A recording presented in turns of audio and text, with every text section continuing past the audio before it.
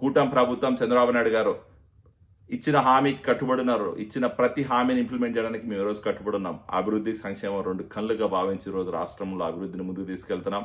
అలాగే సంక్షేమ పథకాలు ఇంప్లిమెంట్ చేసుకున్నాం.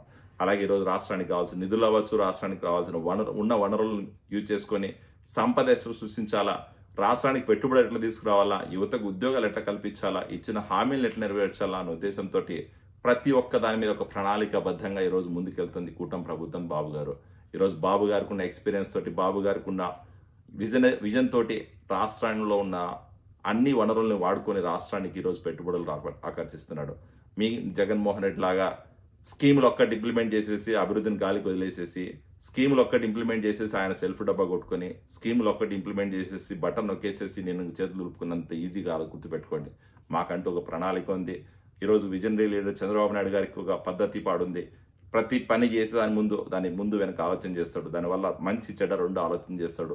అసలు ఇంప్లిమెంట్ చేసే ప్లాన్ వల్ల, ఇంప్లిమెంట్ చేసే స్కీమ్ వల్ల ఎంతమంది బెనిఫిట్ పొందుతున్నారు, అది నిజంగా అవసరమా లేదా కూడా ఆలోచన చేసుకొని ప్రతి దాని మీద ఒక ప్రణాళికాబద్ధంగా ముందుకెళ్లే ప్రభుత్వం ఈరోజు కూటమి ప్రభుత్వం.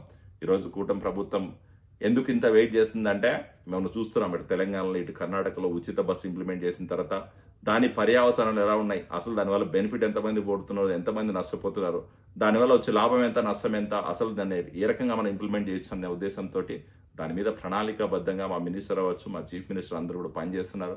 ఖచ్చితంగా ఇచ్చిన కూటమి హామీని మేము గుర్తుపెట్టుకున్నాం. ఆ కూటమి సూపర్ 6 హామీలు ఏదైతే ఉన్నాయో అన్ని హామీలు నెరవేర్చడానికే మా కూటమి ప్రభుత్వం కట్టుబడింది. దాంట్లో ఎటువంటి డౌట్ లేదు. ఈరోజు వైఎస్ఆర్సీపీ చేస్తున్న రాజకీయాలు ఎట్టున్నాయంటే, వాళ్ళ ఎగ్జిస్టెన్స్ కోసం, వాళ్ళ స్వలాభం కోసం, వాళ్ళ పార్టీ నాయకుల దగ్గర మెప్పు కోసం ఏదో కుట్ర రాజకీయాలు చేయాలి, బురద జల్లని ప్రయత్నంలో భాగంగా అటు సోషల్ మీడియాలో అవ్వచ్చు, ఇటు ప్రింట్ మీడియాలో అవ్వచ్చు, ఇటు డిజిటల్ మీడియాలో అవ్వచ్చు, లేకపోతే ఊర్లలో అవ్వచ్చు, అనవసరంగా రెచ్చగొట్టి రాద్ధాంతం చేస్తున్నారు తప్ప ఎక్కడా వీళ్ళు చేసేదానికి ప్రూఫ్లు ఎక్కడా లేవు.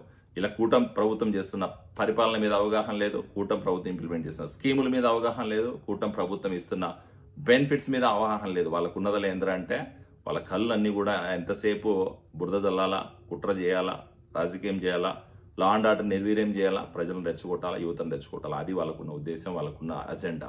సో ఈరోజు మా ఉద్దేశం ఏంటంటే, స్వర్ణాంధ్ర స్వచ్ఛాంధ్ర అనే ఉద్దేశంతో విజన్ 2047 డాక్యుమెంట్ ప్రిపేర్ చేసుకుని మా చంద్రబాబు నాయుడు గారు కూటమి ప్రభుత్వం ముందుకెళ్తా ఉంటే, గత 5 సంవత్సరాల అధికారంలో ఉన్న జగన్మోహన్ రెడ్డి ప్రభుత్వం లూట్ ఆంధ్ర, మెస్ ఆంధ్ర అన్న నినాదంతో రాష్ట్రాన్ని భ్రష్టు పట్టించింది. ప్రజలందరూ ఇది గమనించాలా. ఈరోజు దయచేసి ఈరోజు ముఖ్యంగా యువత కావచ్చు, మహిళలు కావచ్చు, అవతాతలు కావచ్చు, లేకపోతే రాష్ట్రంలో ఉన్న ప్రజలందరికీ విన్నవించేందిరా అంటే, కూటమి ప్రభుత్వం ఇచ్చిన ప్రతి హామీకి కట్టుబడి ఉంది. కూటమి ప్రభుత్వం చంద్రబాబు నాయుడు గారు అభివృద్ధిని ధ్యేయంతో ముందుకెళ్తున్నారు. రాష్ట్రం అభివృద్ధి పథంలోకి వెళ్ళాలి.